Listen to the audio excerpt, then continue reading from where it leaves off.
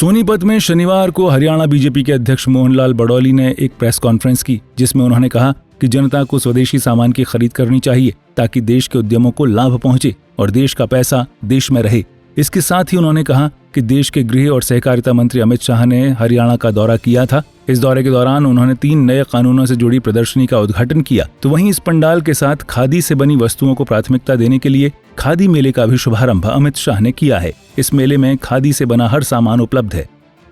देश के गृह मंत्री और सहकारिता मंत्री अमित शाह जी का कल का प्रोग्राम रहा, उसमें भी एक दूध प्लांट का उद्घाटन करके गए हैं और एक खादी को लेके एक खादी उत्सव का एक मेला लगा है।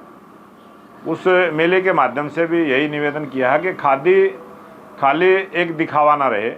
खादी में बहुत सारी चीज़ें हैं, हमारे कॉस्मेटिक का सामान भी है, हमारी बहुत सारी डिजाइनिंग का सामान भी है, हमारी वेशभूषा का भी है, हमारी घरेलू उत्पाद में आने वाली प्रयोग में आने वाली बहुत सारी चीज़ें हैं।